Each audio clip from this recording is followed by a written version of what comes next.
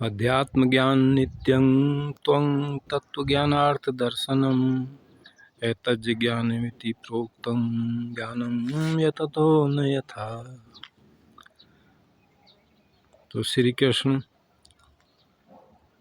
भगवद गीता में कह रहे हैं कि तत्व से इस परमात्मा को जानना ही ज्ञान है। इसके सिवाय जो कुछ भी है वह अज्ञान ही है। भले ही संसार से ज्ञान कहता हो तो अध्यात्म में वो सब अज्ञान ही है। तत्व ज्ञानार्थ दर्शनम, तो जब तक इसकी प्रत्यक्ष जानकारी नहीं हो जाती तत्व से इस परमात्मा की का दर्शन, प्रत्यक्ष जानकारी जब तक नहीं होती तब तक जो बात नहीं बनती, तब तक सही माने में पूजा शुरू होती ही नहीं। एतज्ज ज्ञानमिति प्रोक्तम ज्ञानम यततो न यथा। तो कह रहे हैं कि ये तत्व से इस परमात्मा का दर्शन बहुत जरूरी है। तो वहाँ दूसरे श्लोक में फिर ये भी कहा है, तदित प्रणिपातेन परिप्रश्नेन सेवया उपदेशन्ति ते ज्ञानम ज्ञानम तत्वदर्शिनः। यानी किसी ऐसे तत्वदर्शी महापुरुष की शरण में हे अर्जुन तुझे जाना होगा और विनम्रता पूर्वक उनके चरणों में निवेदन करना होगा, अपना प्रश्न करना होगा, तभी वो तुझे तत्व से परमात्मा का दर्शन कराएंगे, ज्ञान देंगे। जब राजा जनक के दरबार में अष्टावक्र और आचार्य बंदी का संवाद हो रहा था, अष्टावक्र गीता में भी इसका जिक्र है, तो वहाँ पर बताया गया कि हमारे चारों ओर, ऊपर नीचे सब ओर दो तरह की सत्ता विराजमान है जो हमको दिखाई दे रही है। वैसे तो सब सत्ता एक ही है, लेकिन क्योंकि माया के कारण ये हमें जो आभास हो रहा है, तो एक वो सत्ता जिसको हम अपनी आँखों से देख रहे हैं, जिसको जड़ कहा है, जड़ सत्ता, यानी पेड़ पौधे, पहाड़, नदियाँ, सड़क, मकान, यहाँ तक कि हमारा शरीर भी, जिसको कि परिवर्तनशील सत्ता का है, जिसमें निरंतर परिवर्तन हो रहा है। निरंतर परिवर्तन, जैसा आज है वैसा कल नहीं है। हमारा शरीर भी दिन पर दिन जो है परिवर्तनशील है।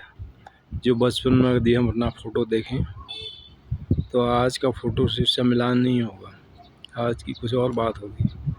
10 वर्ष बाद देखेंगे तो कुछ और।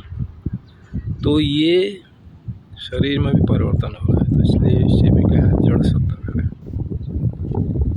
दूसरी वो सत्ता जो हमारे चारों ओर है,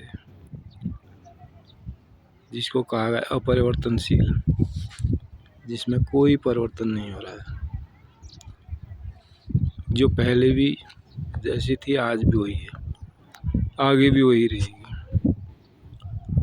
अपरिवर्तनशील सत्ता जो न नई है न पुरानी है, जिसके लिए रामचरितमानस में कहा गया है, हरि व्यापक सर्वत्र समाना प्रेम ते प्रकट होई में जाना देश काल दिश विदिशि हूँ माही ऐसो जग कहाँ जहाँ प्रभु नाही।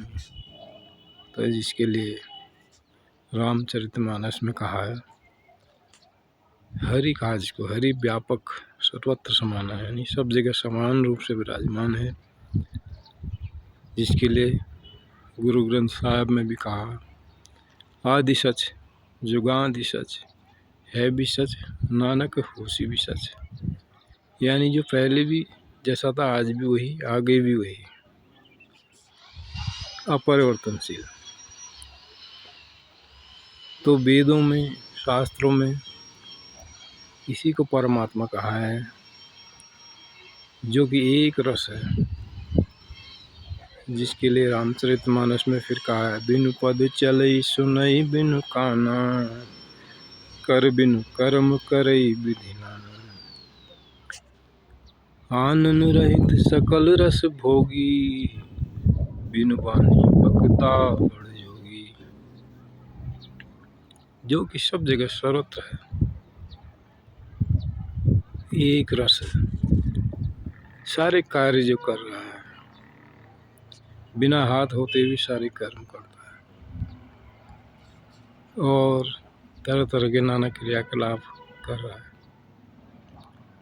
तो ऐसी सत्ता का जब दर्शन होता है, उसी को तत्व से इस परमात्मा का दर्शन कहा जाता है।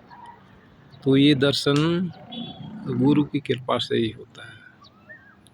गुरु की कृपा जब होती है तो गुरु ऐसी सत्ता का दर्शन इन्हीं आँखों से दिखा देते हैं, अनुभव करा देते हैं।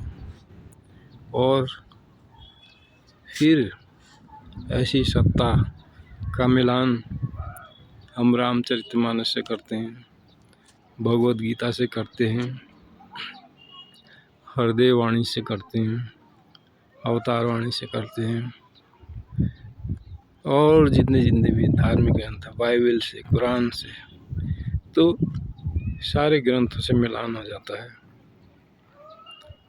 क्योंकि ये ऐसी सत्ता है जिसका कंपैरिजन नहीं किया जा सकता, किसी से तुलना नहीं की जा सकती, क्योंकि अपने आप में हर जगह व्याप्त है।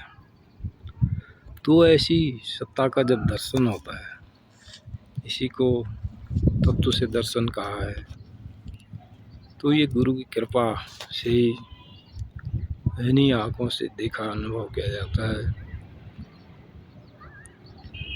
तो यद्यपि ब्रह्म अखंड अनंता, अनुभव गम्य भजै जय संता। तो गोस्वामी जी कह रहे हैं कि ये जो ब्रह्म है, जिसको ब्रह्म कहा है, अखंड अनंत है, कोई इसके खंड नहीं किए जा सकते, अनंत है। कहाँ से इसका आरंभ है, कहाँ तक है, ये इन इंद्रियों से नहीं जाना जा सकता। तो इन आँखों से जब देखा और अनुभव किया जाता, तो यद्यपि ब्रह्म अखंड अनंत, अनुभव गम्य भजै सही संता। तो तभी ये जब अनुभव होता है, तभी सही माने में इसका भजन होता है, इसको भजना तभी सही माने में होता है। वरना तो फिर बिना जाने, बिना लक्ष्य जाने तीर चलाना ही है। तो ये तत्व से दर्शन बहुत ज़रूरी है।